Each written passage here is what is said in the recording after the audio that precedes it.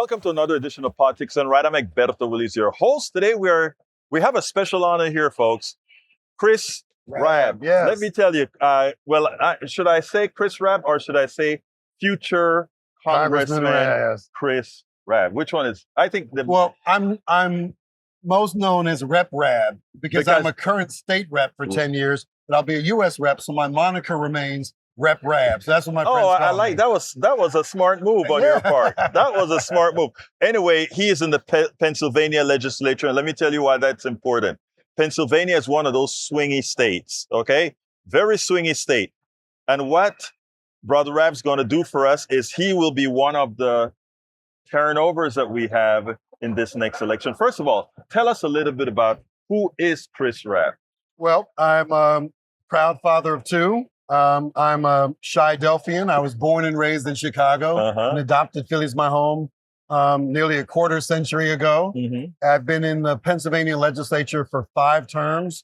My last day in office is November 30th, so I'll be finishing my 10th year in office in the nation's largest full-time state legislature, and I will be representing the bluest congressional district out of all 435 around the country in Congress when I get inaugurated on January 3rd. And the reason I say I'll be inaugurated on January 3rd is because the general election, there are no Republicans on the ballot. So I am the presumptive next member of Congress in a district where there are more raccoons than Republicans.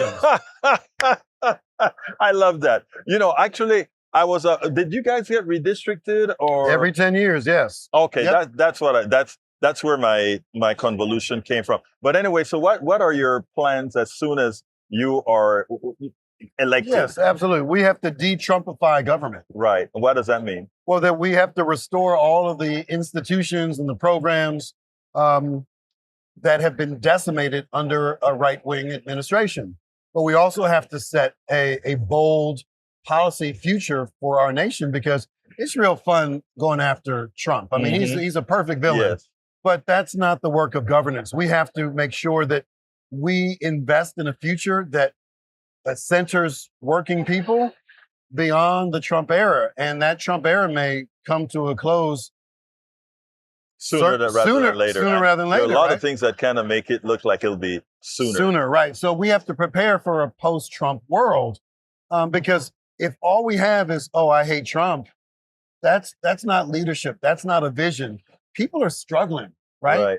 They're struggling to pay rent. They're struggling to afford health care, to send their kids to school. All of these things are issues. What is the response of government to make sure that folks feel heard and seen and they're actually doing things? And one of the reasons I like what Mayor Mondani is doing in New York City I love what he's doing. Is he's getting started on day one. And so within the first weeks of his new administration, they filled 10,000 potholes. They've extended child care to everyone. Did all of these things, which lets people know, like, oh, our government can work and can do the things that have not been done in most people's lifetimes because you have the right people there. So knowing that when you show up and exercise your right to vote, that you can actually finally vote for someone who's going to be part of the change that we all deserve. Will you be a congressman that goes out there and buck the system when necessary? There's what I love is there's an influx of progressives coming in. Ana Lilia Mejia comes to mind. Yes. Of course, we have AOC, Ilhan Omar, and quite a few of the others. Will you make sure and be a part of that crowd that is actually wanting to accomplish for the middle class instead of saying, well, we can't go that far? Yes. I mean, most of them have already endorsed me. So AOC came to town and had a rally for me.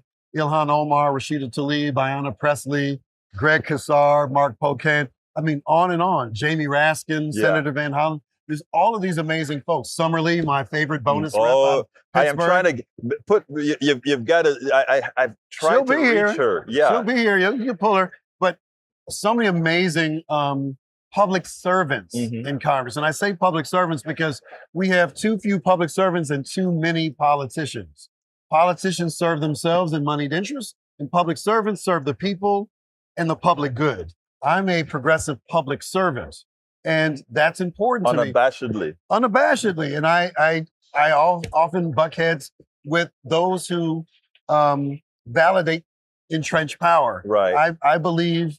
My belief is that we need to diffuse power and not concentrate it. And so I believe that in terms of politics, economics, all of those things. And so those folks have invested it, they've poured into me in my campaign, helping me win by 15 points, which is historic victory, right? And now I'm going to pay it forward by helping other candidates across the country on the congressional level, and also preparing myself to be the type of positive reinforcements that the squad and others who are doing great work need in January and beyond. That is so necessary right now. Now, I have a bit of a concern that I hope not only you as a candidate is cognizant of, I'm pretty sure you are, but also that there's activity to stymie it. I think there is a concerted effort by the Trump administration to disrupt the vote. And I'm not talking about any conspiracy theories or anything like that. Nothing like that. I just think they want to make it very difficult for voting to occur. And if voting occurs, to make it people not accept the results. Oh, yeah. Well, he has a long track record of doing that, right? He tried to steal the election in 2020. Right. And Philadelphia saved the nation. Right. Right. Yes, they did. Yes. And it was here in the Pennsylvania Convention Center where they counted the votes. We were out here every day. It was here, right here. I didn't know it was It might have been in this room. Okay. Where it happened. And they were trying to steal our democracy. And Philly stood up, not just for ourselves, but for the entire nation, which is appropriate as we are on the eve of the 250th anniversary of the birth of this nation. And so that's important because we have to see ourselves in the solution. When we stand up, when we fight, and we show up for each other, we win. We're indomitable when organized people come together against organized money. Yes. Organized people always beats organized money. It is our tradition. Listen, I descend from 16 great-great-grandparents, all of whom were born into states where slavery was the state law, and all 16 of my great-great-grandparents died free. And it wasn't because they were waiting for Abraham Lincoln. Right. They freed themselves. Right. They saw their own power in community and demanded a world and a vision and a future for themselves and the next generation that was radical. Yes. But if it wasn't for that radicalism, we'd be in a very different position today. Absolutely so. Absolutely so. What should I have asked you that I didn't? What am I doing between now and the general election or when I take office? That's what I want you to ask. Well, I'm going to show you that I listened to you, because maybe the reason I didn't ask that is that you told me, given that your election is all but won, you're going to be going out there and doing all the work necessary to help everyone that you can. I've told my kids ever since they were little that nothing you're proudest of, you've done alone. There you go. Do it in community. And so many people have poured into me and my campaign and my candidacy.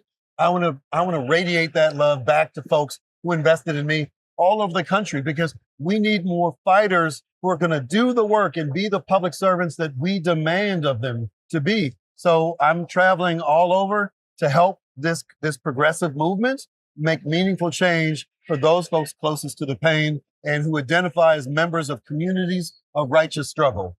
Representative Chris Rabb, next to be Congressman Chris Rabb, Rep. Rabb. Thank you so kindly for this interview. My pleasure.